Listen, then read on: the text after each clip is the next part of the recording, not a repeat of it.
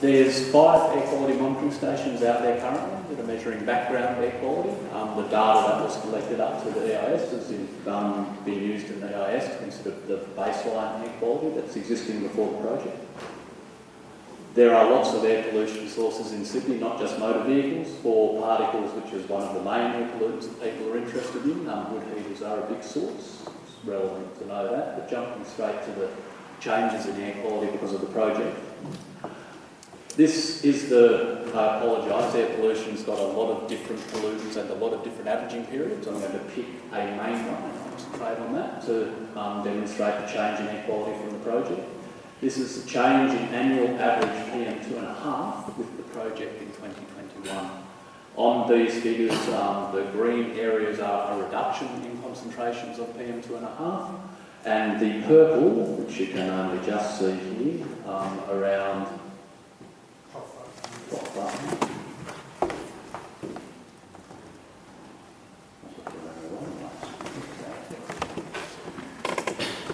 purples around there and there are where concentrations of PM2.5 go up somewhat. So the project is expected to remove traffic from Parramatta Road, where the tunnel goes underneath it, where traffic decreases, emissions decrease and air pollution improves. Where you've got a slight increase in traffic, both at the entrance and exits to the tunnel, air quality decreases when you get more air pollution. This is more obvious in 2031 when there's more traffic going through the project.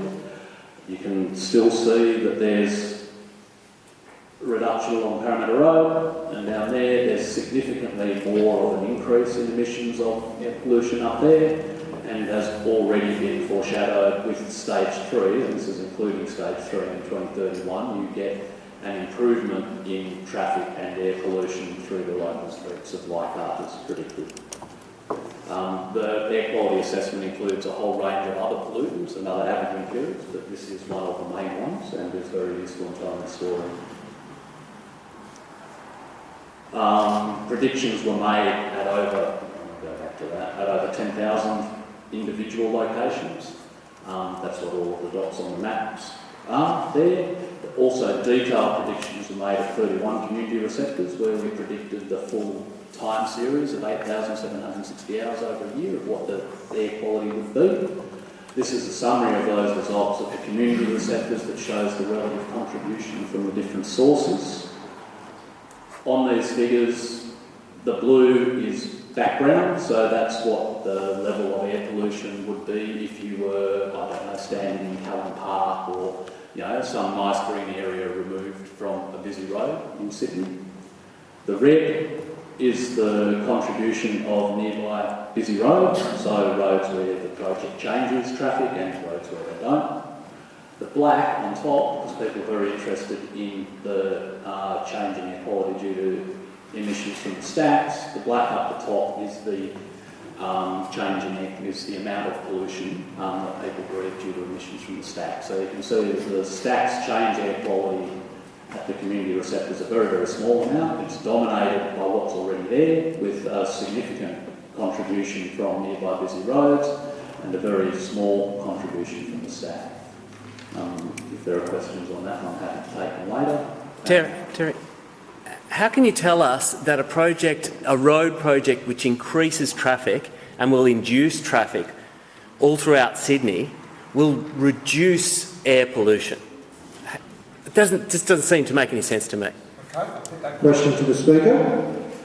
This is more, that is more a traffic question than an air quality question. The air quality assessment takes the traffic, it predicts emissions from the traffic and generates the figures that we've seen there, like that. Particularly in the local area where it's not just traffic, if you reduce congestion, you reduce stop-start driving, you reduce emissions. As far as the underlying traffic assumptions and the output of the traffic model, I can't talk to that. I can talk about air pollution until I put everyone to sleep, but I can't talk about traffic.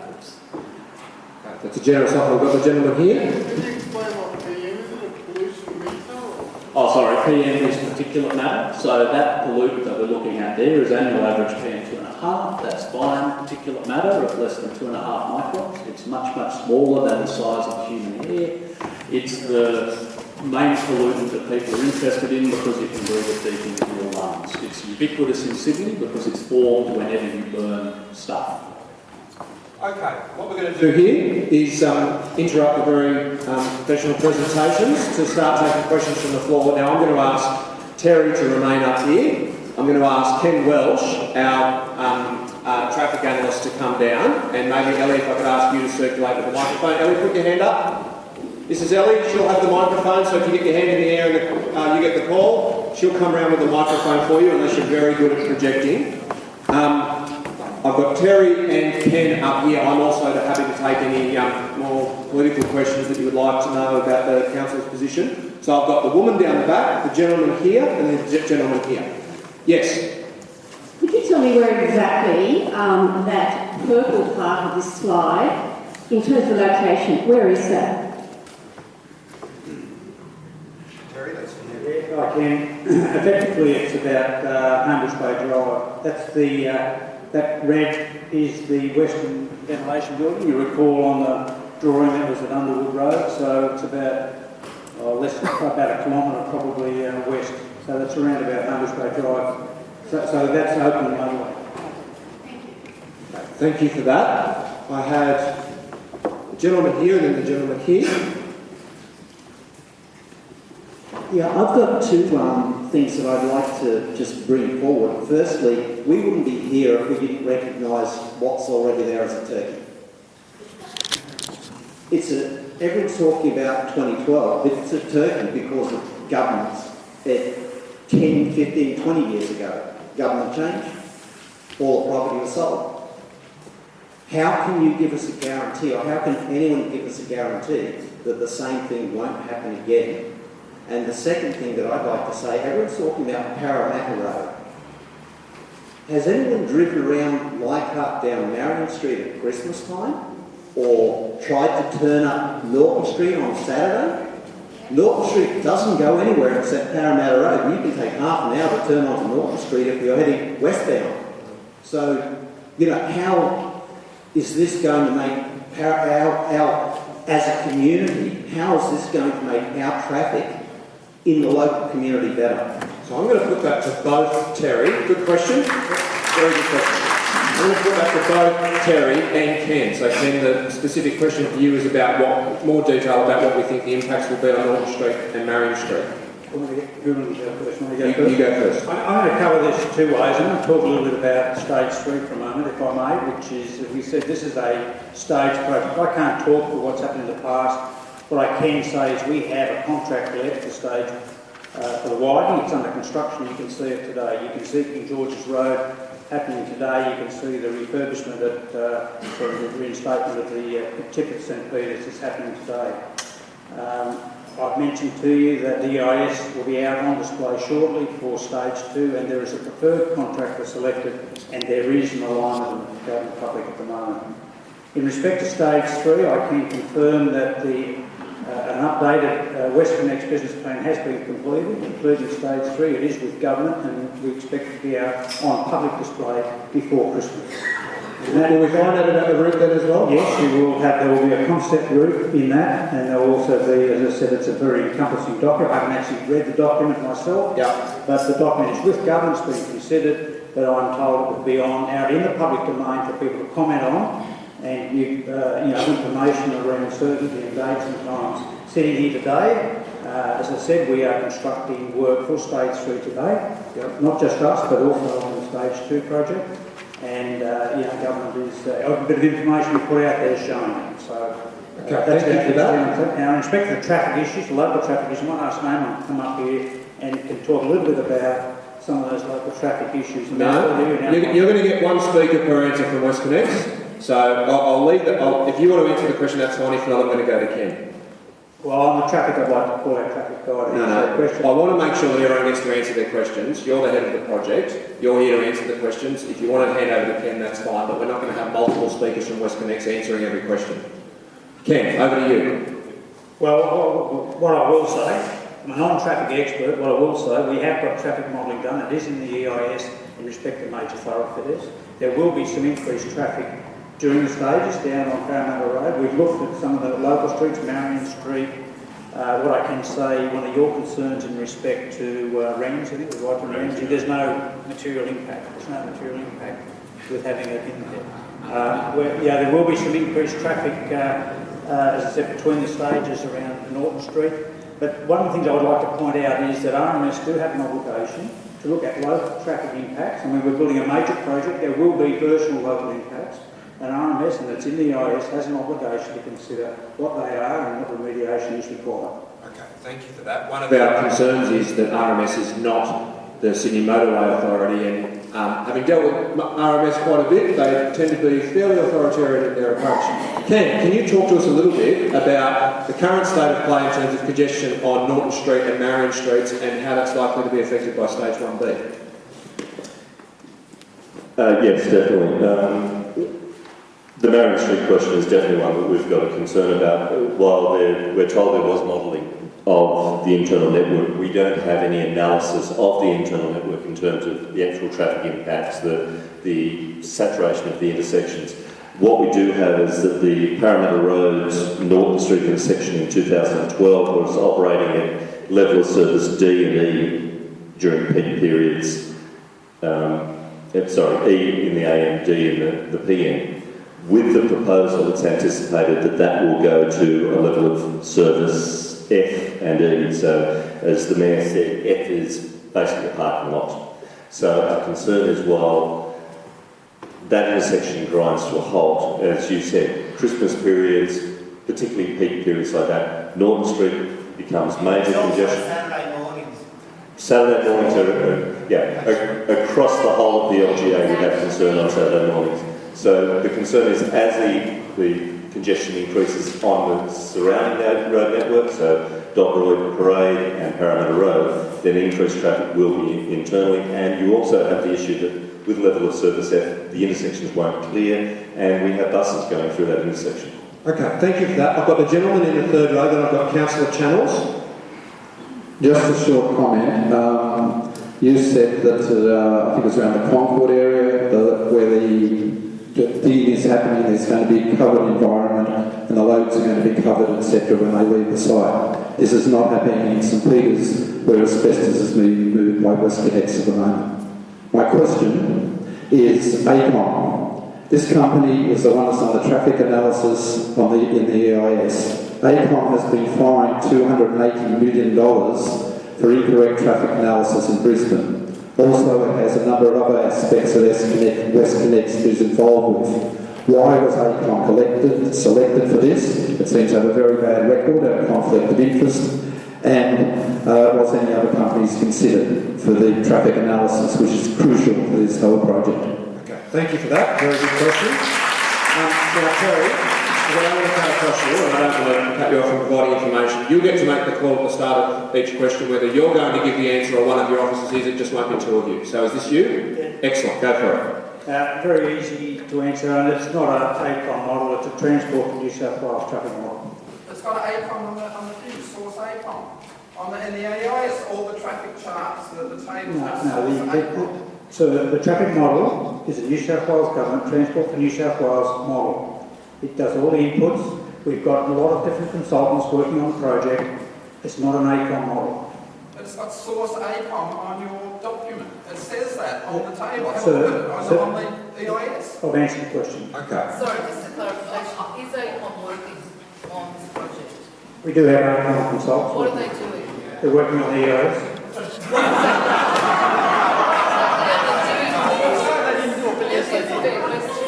Okay, so I think what we're trying to get to the bottom of, what work is ACOM conducting? I'm not going to go through all the work of ACOM, but the question was... The question, I'm just going to let Terry to answer the question. The question was, who owns the IP of the traffic model, which is the source data? It's a Transport for New South Wales traffic model. We have many consultants working on the project.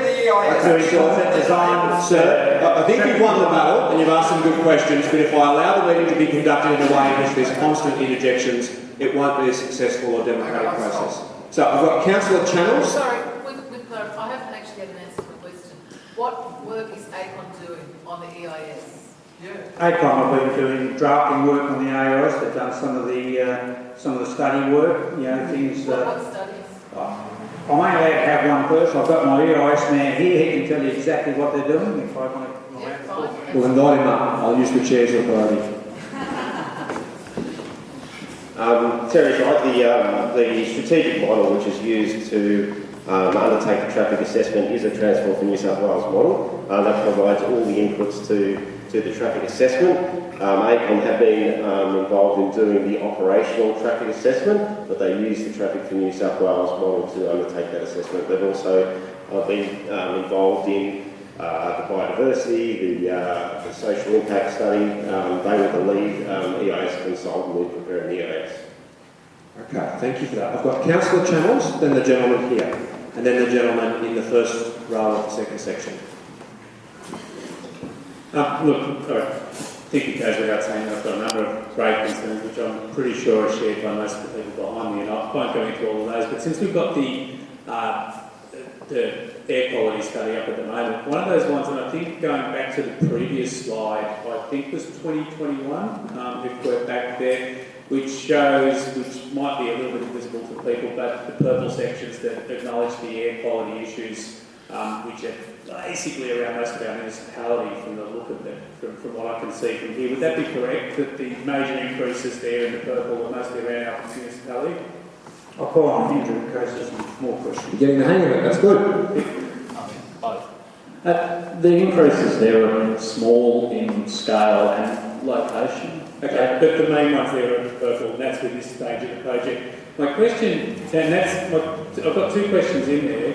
One of them being, that's with this stage of the project? Yes. And the 2031 is if the next stage of the project goes again, those are remediated, or is that the case? Yes, that's what we've included as the slide. And looking at that, we've got some sort of sliding of the green ones there. Is that based off the 2021 figures, or is that based off the figures as they are today? This is what... So these green ones here show some... both of these maps are showing the change in air quality compared to if the project wasn't built in that year. Okay. So modelling was conducted for 2031, predicted what air quality would be if there was no project. Modelling was conducted in 2031, predicting what air quality would be if the project was built. So these are the differences. So the question then being is that considering we may well have, you know, I think the Mayor talked about there's a few hop step and jumps between political realities and whether this next 2031 project will get built, we will suffer an increase in municipality or a decrease in air quality in the municipality in that meanwhile, dependent upon whether the project is built or not, this third stage. Yes, there's a small increase in air pollution in some small areas of the municipality. The other question then is, this only talks about PM 2.5. That is one part of air quality. There are a whole other range of gases, and you know, coming from my ward down at Balmain Ward, we're very aware, and there's actually quite an educated public on air quality monitoring, as you might sort of guess. Cruise ships. And so, where's the modelling for all of those? Because I noticed that there was a lot of modelling with regard to tunnel emissions done recently, and there are increases in other qualities. Are they contained within the EIS? One of the appendices of the EIS is completely the air quality assessment. It's about that big. About that much of it is maps and charts like this, showing the changes in air quality for a full range of other pollutants. So we're only getting one part of the picture here. I'm just chosen a key. If I was Tony Jones, and I'm not as abrupt as him, I would have taken this as a comment by now, but they're very good questions, and I want you to finish, but I do want to make sure other people get an opportunity as well. So the finishing point was, which I was coming to, was just we're only getting one part of the picture here on the air quality. I have tried to choose the pollutant that most accurately presents a summary of the air quality. Okay, thank you for that. I've got the gentleman here. I missed Councillor Emsley before, then the gentleman down the back. I'll get to everyone, don't worry. Hello. I must compliment them for the artistic impression of where the tunnel comes out of Wall Street. And did you notice, heading towards the end of that bridge, there was no traffic. It's already full. I don't know, that's one I can't comprehend. When the stuff comes out of the tunnel, it's 3 lanes, right? It's going to be coming off. The link road has only got 2 lanes each way and it's already full. I already do the rat one down Ramsey Road and cross Marion Street to get back to Balmain because my business is in Wattle Street, which is going to go, of course. But even if I looked ahead of things and I thought, I don't see it being a solution at all. It's chock-a-block. And on a lighter note about trees, there's trees on the RTA line next to my workroom, and every year the yellow-tailed black cockatoos come and eat the fruit off the tree. Do try and get a thought on what sort of trees you plant. I'm going to take those both as very good comments. Councillor Anthony. The traffic briefing. Oh, sorry.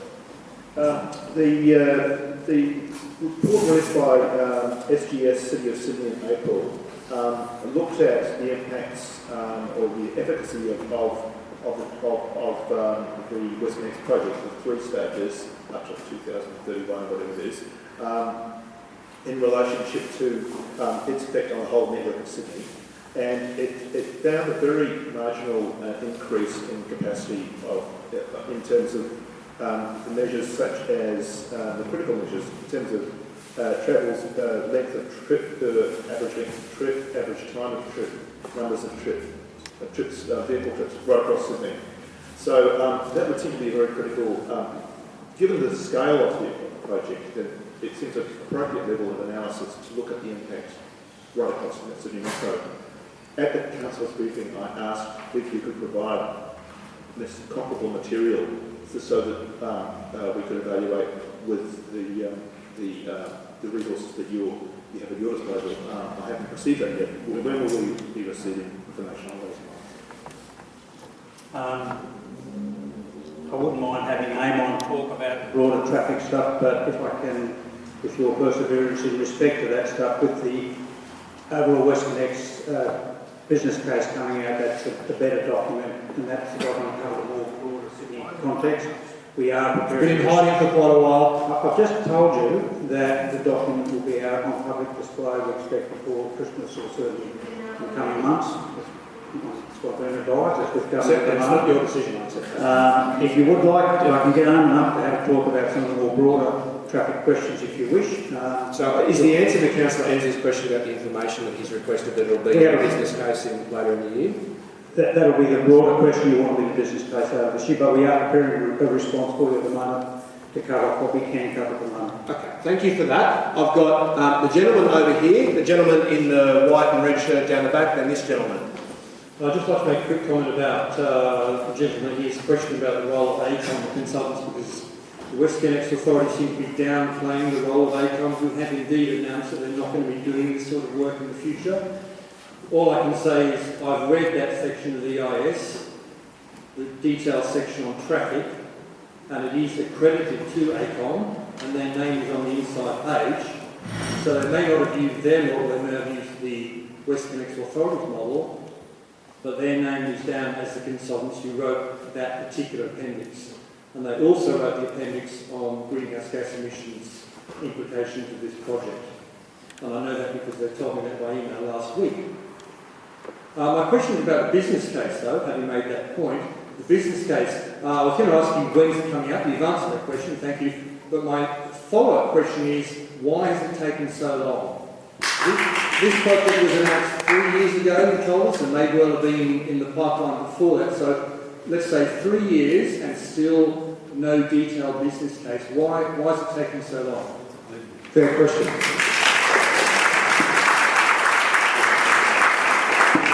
Well, I think it's a question better answered by those in the legal space. As I said, I've answered the question best I can. The business case is being prepared. It's with government at the moment.